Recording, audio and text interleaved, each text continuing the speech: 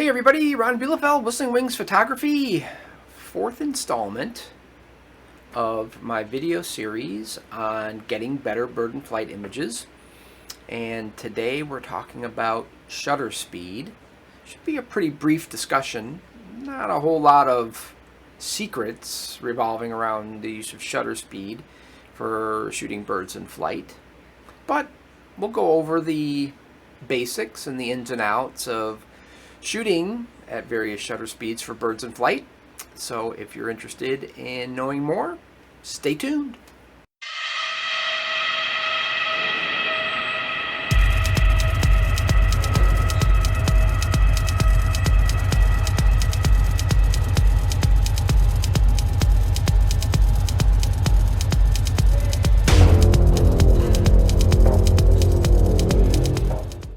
Okay, so we're talking about getting better birds in flight images, and we're talking about shutter speed today, and lots of moving parts to shooting birds in flight, literally the bird, the wings. So shutter speed can be a great friend to you, and that is fast shutter speeds can be a great friend when it comes to trying to get tack sharp images. Now I've just mentioned the two main aspects of this. Is one, stopping the bird's motion, getting the bird's body, head, eye tack sharp. Then you've got the other thing that's involved, and that's the wing beats of the bird, stopping those if that's what you're after. We'll talk about that. Stopping the wings dead so that they're sharp. That's going to take some fast shutter speeds. The opposite of that is maybe you're going for a blur, maybe an artistic blur of the wings while keeping the head and body sharp. It can be done as long as you're good at panning at slower shutter speeds so that the wings remain blurred more than the body and the head. Now, how much slower does the shutter speed need to really be to get the blur that you're looking for? That's something we can talk about as well. So let's first talk about stopping the bird as you're panning with the bird. Your panning takes account for a lot, or it should anyway.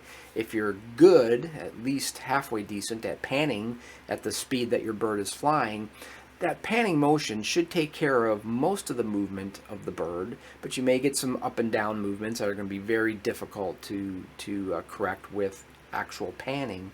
So still, shutter speeds are going to be really important. I like at least 1/1000th of a second. Have I shot, to stop that, to help you, give you basically what I call a fudge factor for stopping the bird's motion, the panning motion, because most of the time you're not going to be perfect with your panning. You're going to be off a little bit.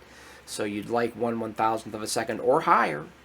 1/4000th of a second, 1/8000th of a second. Why not? It's going to give you much more of a fudge factor to counteract any error in your panning speed, or if that bird jumps vertically somewhat as it's flying, makes a quick motion, something like that, you're going to need that fast shutter speed to freeze that action and get a tack sharp shot.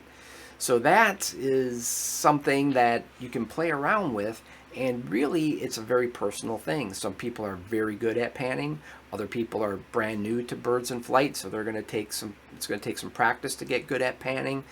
So you're going to want to experiment a bit to see how slow a shutter speeds you can shoot and still get tack sharp shots. You're panning with a bird. Now there's another thing that's come up more and more recently as we're shooting cameras that have higher resolutions now. I mean, we used to be shooting with cameras with 10 megapixels, 14 megapixels, 16 megapixels, 18 megapixels. Now we're up to cameras. I'm shooting the Canon R5, 45 megapixels. You can be shooting a Sony A1, 50 megapixels. What the heck, a Sony A7R4, 61 megapixels, somewhere in there. These high resolution sensors have a very high pixel density, and if you want to get tack sharp shots, full resolution, zooming in, doing that pixel peeping, zooming all the way in at 100%, it's tougher to do that with these high pixel densities on these sensors now.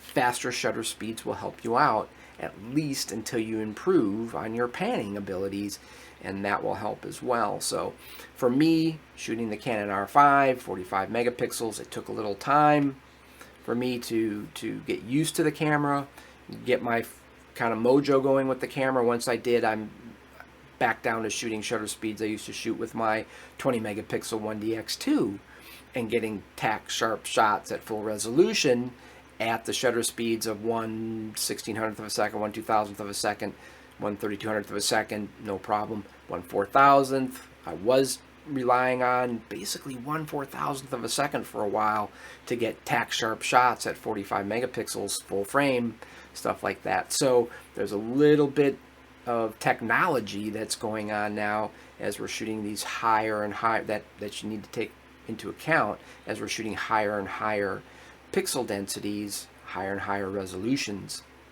So there's your shutter speed. Keeping that shutter speed up will help you out a lot in that sense. Again, at least until you get used to shooting those higher pixel densities. If you've got birds that are really fast, really agile, doing a lot of stuff in the frame, up, down, all over the place, like swallows or something like that, high shutter speeds are the key for that. So now let's talk about wing movement. That's a whole different deal. Panning isn't going to help you there because, as I mentioned earlier, the wings are beating in the opposite plane of movement, so you can't be panning with the bird and counteracting wing beats. This is not going to happen. So here we rely basically on shutter speed unless you're going to shoot a strobe, a flash, then you can stop, wing beats at a lot slower shutter speeds than what we're talking about here. But I don't know of anybody other than you're shooting hummingbirds. If you're doing the birds that we talked about that we're kind of limiting this discussion to, you're not going to be shooting too much flash with that. I don't shoot or use flash at all for birds in flight like that. So now we're relying strictly on shutter speed. And again, depending on the bird, you're going to want some pretty fast shutter speeds to stop those wingtips dead so that they're very, very sharp. 1/4000th of a second, 1/8. I mean, go as high as you can given the light conditions that you have, the lenses that you're using, depending on the aperture, how fast the lenses that you're using can really factor into how fast the shutter speeds you can get. But go with the faster shutter speeds you can get, and it's going to help you stop the wings. Now, what if you don't want to stop the wings? You want them blurred. You can do that too. But it's going to take a lot slower shutter speeds a lot of times than you think to get what I would call an artistic blur. You don't want them just kind of blurred. That's not, for me anyway, I don't want that. That's not real artistic. You want a picture, or I want a picture anyway, if I'm looking for an artistic wing blur, very much blurred. A lot of blur in there, creating some artistic looks to the wings. That's going to take some pretty slow shutter speeds, down around 1/250th of a second or something like that. So then panning is going to be really, really critical. You're going to have to be panning basically at the exact speed that the bird is flying, no vertical movements, in order to get that eye or that face tack sharp, the body sharp, to go along with the blurred wings. Because to me, that's really the artistic form for bird in flight wing blur, is the body and head and eye are sharp. The wings are very blurred, maybe the tail's blurred as well or something like that because it's moving, shaking, something like that. So that's really, a tough scenario. If you're looking for an overall blur of the bird and the wings, well, you can go for that. Sometimes flock shots work that way, seagulls taking off. I know there's no such thing as a seagull. Seagulls used as a general term for all different gull species. Anyway, so if you're looking to do something like a flock shot where everything's blurred, all the birds taking off are blurred, well, then you can, of course, shutter speed isn't that critical. You can go and shoot 1/250th of a second. Panning isn't going to be critical other than getting and keeping in the frame what you're trying to get in your composition.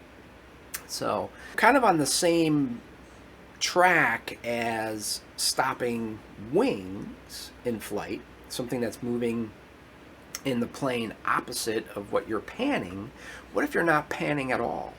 What if you're shooting belted kingfishers like I do in the wintertime and you've got a perch, and instead of trying to follow the bird in, panning with the bird to the perch, you're going to pre-focus on the perch and you want to still stop that bird tack sharp as it's coming in to the perch and landing, let's say with a fish, hopefully. What kind of shutter speeds are you going to need for that? Well, it's going to need to be pretty fast because you're not panning at all with the bird, so there's no panning action to help reduce the movement of the bird, the flying motion of the bird, and then of course you've got the wings as well. So in order to stop all of that dead, you're going to need at least 1/4000th of a second. I like to go 1/5000th, even 1/8000th of a second if you have enough light to do that. If you have the lenses and everything to do that, f4 lens, I shoot my 600 f4 a lot for this type of scenario, so I can get my shutter speeds up, plus blur the backgrounds really nicely. So if you're trying to do that, pre-focus and not pan, and get birds landing, whether it's a kingfisher or an osprey or an owl or whatever, landing on a perch that you're not panning with the bird, get your shutter speeds up there 1/4000th of a second or higher, and you can stop. You'd be amazed the action that you can stop and get some pretty sharp shots. You know, that's the crux of the deal here. That's shutter speed and the importance of shutter speed and how you can manipulate shutter speed to maybe do some artistic work with your bird and flight images. Now, what about aspects? I'm going to talk about one more thing when it comes to shutter speed, and that's what about the elements other than the bird that might be in the frame, and such as water drops. I do a lot of shooting of birds around water. I like interaction of birds with water, and of course you have water drops and the pictures that you'll see here of swallowtail kites or kingfishers or whatever interacting with water. You may even get like a rooster tail spray behind the bird that's skimming. If you want the water to look like crystal, then you're going to need some pretty fast shutter speeds a lot of times, upwards 1/4000th of a second or so. Otherwise, you're going to see probably a little more blur in the water than you're looking for if you want that crystalline look. Same thing with a kingfisher coming out of the water, wings flying, water flying. If you want as much of that water to look like crystal as possible, basically stopping that water dead, then you're going to need some pretty fast shutter speeds. If you're looking for more of a sense of motion in your images and you want the water to look less sharp, you can get by with a lot less shutter speed then. 1/2000th of a second, 1/2500th of a second, somewhere in there is fine.